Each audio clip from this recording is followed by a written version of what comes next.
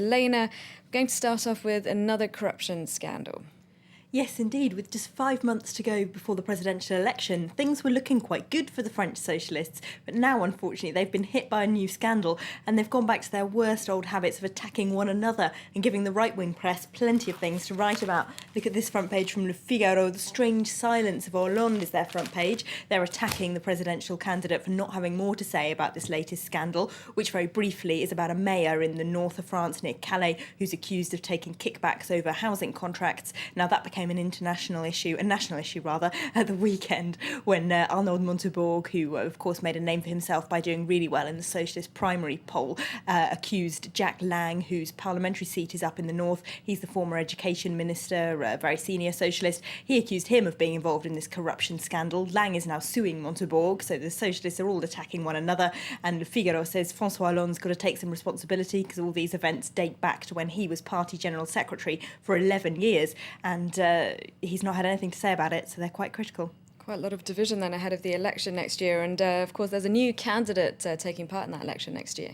There is Dominique de Villepin, President Sarkozy's longtime rival and the former Prime Minister. That's also in Le Figaro. They say his candidacy is more posturing than anything, though, because even though he is quite popular and he is a big name, he's unlikely to win over very many votes. He doesn't have much of a political party behind him. He doesn't have much money behind him. And they also say that even though he was famously cleared in the very complex Clearstream case, there's another two legal trials that want to hear from him in the upcoming months. So he might be spending more time testifying than campaigning. And getting back to the socialist Libération, they've got a more positive front page for them. Yes, the Socialist Party goes into colour is their front page. Now, they're talking about the list of candidates that were announced for that general election by the Socialists on Saturday, and there's a lot more ethnic minority candidates in that list than there have been in previous years. So Libération's thrilled about that. They say that for far too long, ethnic minorities have been underrepresented in French politics. The Socialist Party's been particularly guilty, they say, because they've kind of been taking the ethnic minority vote for granted. So it's actually Nicolas Sarkozy's UMP that has stood more ethnic minority candidates in recent years, with some really famous names like the former Justice Minister Rachida Dati, although the paper also says her tenure as a minister was seen by lots of people as so tokenistic it might have made things worse for ethnic minority candidates in the long run, but nevertheless they're thrilled that the socialists are standing more this year. And now, what are the papers making of that new deal to save the euro?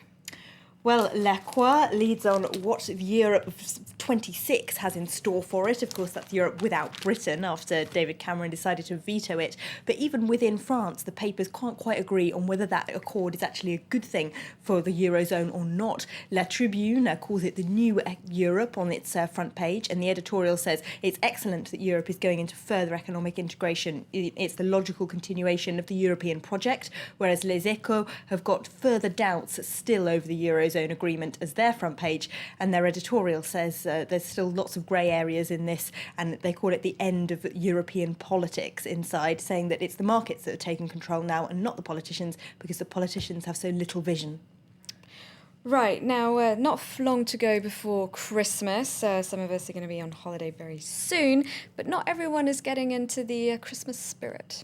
No, according to Le Figaro, some of the Occupy Wall Street movement have set up a website called Occupy the North Pole. Now, they say it's a protest against the commercialisation of Christmas, so you can download placards there with slogans like Santa is a capitalist and 1% of the rich have 99% of the Christmas spirit. So they're protesting against how commercialised Christmas has become, although the paper does also point out that this could also be a useful marketing tool for the company that designed it, an ad agency that designs websites. So it might not be the most anti-capitalist protest tool, according to them. OK, thanks very much for that look at the French papers, Elena Casas.